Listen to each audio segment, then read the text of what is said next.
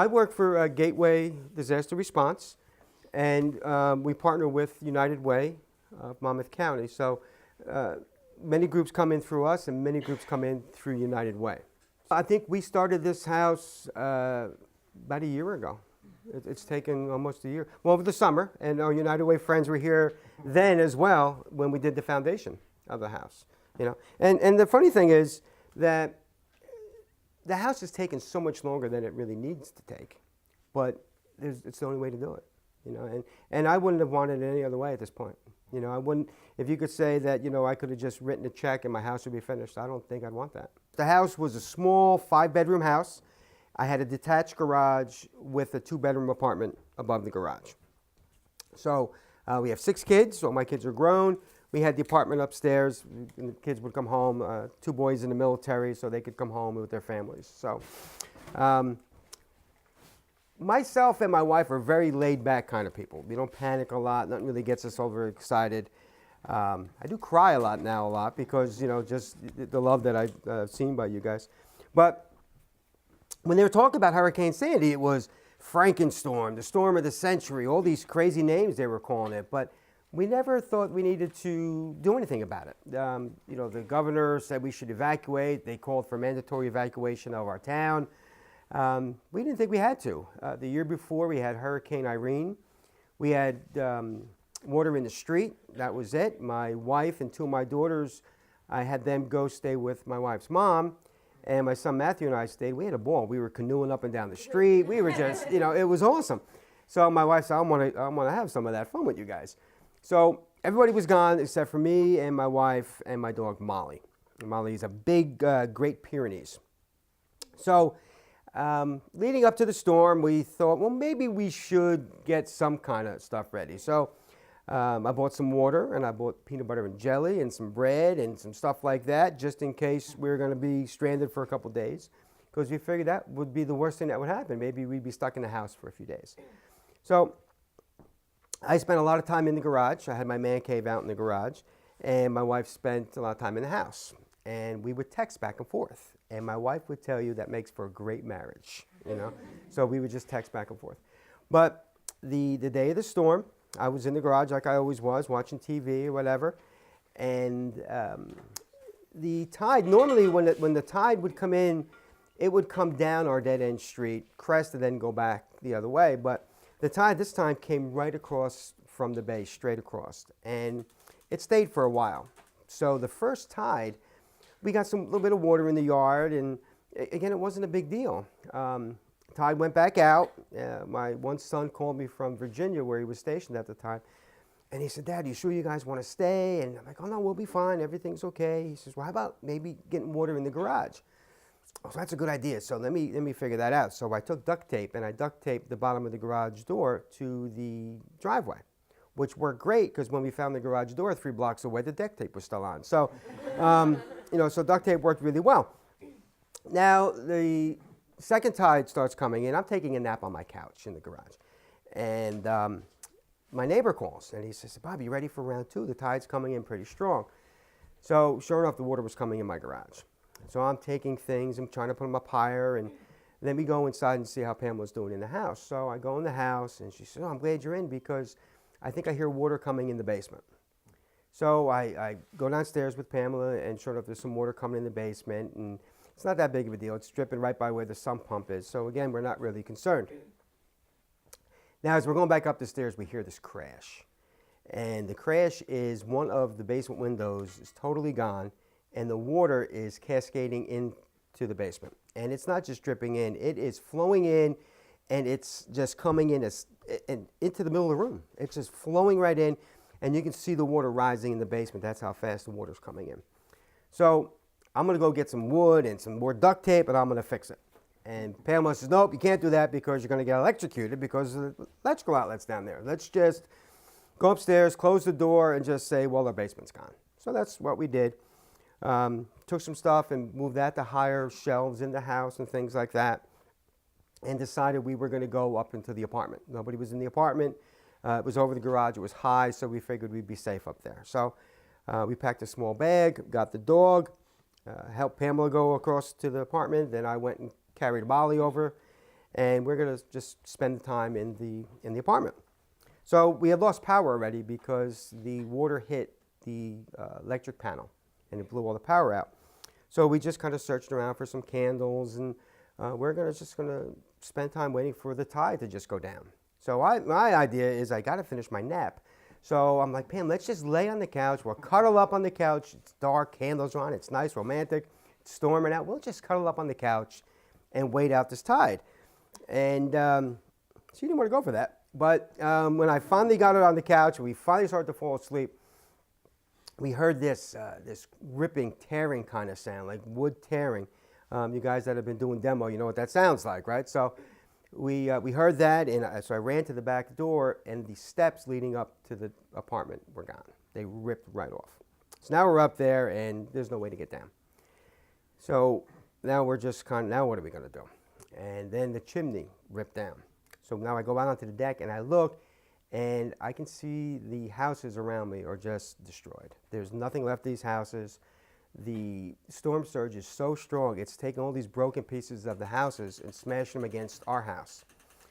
So we have to get out of here because I'm afraid the house is going to just disintegrate and we're going to be crushed. So Pamela will not go in the water. She says, I don't go in the bay on a good day. I'm not going in the bay when it's in my house. So she won't go in the water. So now we're arguing and stuff. So I said, I got to find a way for us to survive this. So she says, well, take one of the doors off the hinges. And then she tells me it worked in Titanic. But I have never seen Titanic, so I still don't get the joke. But so I kick the bathroom door off the hinges and I knock it into the water and I climb onto it, and I'm going to try to get the dog and get my wife, put them on this makeshift surfboard and go to a house that's behind us and climb up on their deck. The deck ran along their house. There were stairs going to the top floor, and there was sliding glass doors. I figured I'd just break into that house and we'd survive going in that house. Well, that wasn't going to work because it wasn't going to work. So I climb back up, and I'm like, honey, we have to get in the water. And she says, no. So now what are we going to do? So I find a water jug, one of those big like water jug things with change in it, and I dump it out on the bed, and I hand it to my wife, and I said, hold on to this. And she said, what's this for? It's a flotation device. You hold on to this and you'll be able to float. So my wife, just being tougher than me all the time, says, where's yours? I said, we only have one. So she says, well, I don't have one either, and she threw it away. So she wouldn't, yeah, that's my wife. So now I got to find something. So I go back on the deck, and now the chimney that had ripped off the house is now floating by. It's a wooden chimney. It's closed on three sides. It looks kind of like a canoe. So I'm like, great, I can climb into this thing, get my wife and my dog, and I will push them to safety, and I'll be the hero. So I climb down off the deck again, and I'm standing on the deck, and now I'm holding on like this on the bottom of the deck, but I'm standing in the water. That's how high the water is. And it just rocking. There's no way this is going to work. So I go to climb back up, and I look underneath the garage, and there's no walls left. All the walls of my garage are gone. The only thing holding it up are two columns in the center of the garage. So I climb back up, and I tell my wife, we have to get in the water. And she says, no. Exactly. So I'm like, well, we're getting in the water now. I'm trying to get towards the deck, and she won't come outside because she knows I'm going to throw in the water if she comes out. I am preparing we're going to go in the water because I know some way or another we're going to get in the water. So she had this little backpack purse thing, and so I take her cell phone, and I put it in a Ziploc bag, and I put it in another Ziploc bag, and as I'm about to put it in her backpack on her back, it rings. And I look at it real quick, and it's her father. Man, I am in trouble. So I say, hey, Pop, how's it going? He says, okay. He says, how's it going over there? And I said, oh, it's fine. Yeah. And he says, well, I'm watching the news. It looks really bad. I'm like, yeah, it's pretty bad, but there is a boat. The first day people are bringing a boat to pick us up. They're right in the backyard. So I got to go. You know, I love you, and I'll talk to you later. Hang up the phone, and I no sooner put the phone in her backpack, and we have kind of like this Wizard of Oz moment where the house just kind of twisted, and it was down in the water. And we're thrown down onto our butts in the water, and we get up, and we're spitting water, and we're struggling to try to find each other. Now, the house is just in the water. It's the top half of the garage. It's the apartment. It's just in the water. and there's a couple feet of water, and this thing is just kind of floating around. So I say, are we going to get in the water now? And Pamela says, I always wanted a houseboat. So this will work for now. And it's pushing it in the direction that we want to go in. But we're heading towards a tree. So Pamela says, well, when we get to the tree, we'll climb into the tree and we'll sit in the tree and we'll wait somebody to come and get us. We weren't going to be able to climb into a tree with my wife and my dog and myself. So I said, when this thing hits the tree, it's going to splinter and we're going to get crushed. So now we're debating what's going to happen. Sure enough, it smashes into the tree. Now we're thrown into the water. And we're in the water, me, Pamela, and Molly. And Pamela's got Molly on a little leash, and she's holding Molly. And Molly's struggling, and she's fighting, and she's pulling my wife under the water, just under and up and under and up. My wife's drowning, and she's drowning because she's holding on to the dog. So I'm begging with her, you have to let go of the dog. And she refuses. And finally, she just can't hold on anymore, and she lets go, and the current just takes Molly the opposite way than where we were going. So we have to survive, and Molly's gone. It's dark. We can't see her. The smell of gas in the air is incredible. All the electric transformers are exploding. All the houses are destroyed, and all that debris is in the water with us. There's cars floating around, washing machines, dryers. Anything that's in a house is now in the water surrounding us, and we are just getting pelted with all this debris. So now we're trying to get to this other house and climb up on their deck. So Pamela had her backpack on, and she got stuck on a tree that was floating past, and we were able to free her from that. Then, as we're getting a little closer, after I free her from the tree, I put her backpack on, and I got stuck. But she's right. We were so close to each other the whole time, but we had to scream at each other because it was so loud, windy, and the waves coming in. So I got stuck, and I didn't want her to know I was stuck. So she turned around, and every time she turned around, I would just freeze, and I'd lay back like I was floating in the water. And she turns to me, what are you doing? I said, I'm just relaxing, And then she'd turn the other way, and I'd fight and struggle, and I'd get this backpack off. So finally I get the backpack off, and we're getting closer to the house that we have to get to. And it was only maybe 150 feet, but it took over 2 hours to do this. We're climbing over debris, and we're crashing into the water, and back over. And I always say it's like a bowl of cereal. How when you take the little scoop out, the hole closes up. That's what it was like with all this debris. And then something hit Pam on the back of the head and pushed her under the water, and I couldn't find her. She was gone. So the hitter pushed her under the debris, and so I'm just wedged my body into the debris, and I'm just pushing and just trying to find her. And I was able to reach in and grab her by her hair or her shoulder or something and pull her out. But now I see she's going into shock, and the almost drowning and then getting clunked on the head, it kind of took its toll. So now we're getting close to where we have to go, but the part of our garage that hit the tree and was stuck on the tree now has spun off the tree, and it's coming at us, and it's pushing all that debris at us. So as it comes close to us, we're able to grab onto the deck, and we're holding onto the deck. But we're standing here, and we're kind of holding on to it and just hoping that when it hits this house, we don't get crushed again. Sure enough, it crashed into the house, and we were thrown back into the water. So I tell Pam, we have to get onto this deck. And she's like, I don't have anything left. I'm done. I have nothing left. So I kind of grab her and flip over onto this deck of these people's house. Now, the deck was probably in about 3 or 4 feet of water, but it wasn't moving at least. And we get over there, and Pamela's sitting with her back up against the door of the house, and water is covering her legs or her waist and just her upper torso and her head are out of the water. And she says, okay, I'm staying right here. I'm not going anywhere else. And I'm like, honey, we have to get inside because I can see now hypothermia and all these things happening. So I leave her there. She's okay. And I go to climb into the house. I climb up the stairs, and I'm looking for some way to break into the house. And I look, and there's candles in the house. The people were home. So I go over to the door, and I knock on the door. Knock, knock, company. And the wife opens the door, and she just looks at me and says, where did you come from? And I said, it's me, Bobby, your neighbor. And she said, well, you got to come in. And I said, I have to get my wife. And her face just went expressionless and just, where's your wife? Because there was nothing left outside. So I said, she's downstairs on the deck. So Ed, who's a former Marine, which is a good guy to be around, he ran down the steps and brought Pamela back up. And she was going into shock, and Nicole, the woman, was a nurse, so they stripped her down and put fresh clothes on her, dry clothes, and put her in the bed, and she fell right to sleep. So now Ed and I keep going outside on the deck to see when this tide's going down. It's not going down. And you hear people in the distance are screaming, and they're yelling because they're stuck as well. And about 2 hours later, it says, "Oh my God, there's a dog out there." And it was Molly.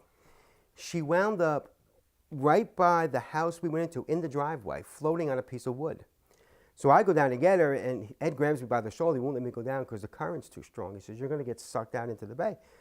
But he said, "Look, the dog isn't going anywhere. Everything's wedged in where she is, so we'll just keep an eye on her." So it was about 2 hours after that, still, that Molly was trapped on this big piece of wood until we were able to get her. So Molly's fine. I'm fine. Pam was fine. But now I call my daughter, and she was up the street a few blocks at her fiance's house. And she said, "Let me talk to Mommy." And I said, "You can't talk to Mommy. She's sleeping, and I have to go." And she kept calling back. And I want to talk to Mommy. I want to talk to Mommy. So I said, "Let me talk to Ryan," her fiance. So I told him, "Hey, Ryan, listen, we're okay. The house is gone, but we're okay. They're sending in a rescue boat to get us." Again, with the rescue boat. This time it was actually coming. So he misunderstood me. He thought that I was okay, but the rescue boat was coming to see if they could find Pamela. So he tells Andy to leave the room and tells his father, "I have to go down and see if I can help find her." So he came. He was about 7 blocks away, and he saw our dining room table float past him. It's about 7 blocks inland. And he just broke down. He said, "I have to go home and explain to my fiance that we can't find her mom." You know. So finally we got the communication straight, and everything's okay.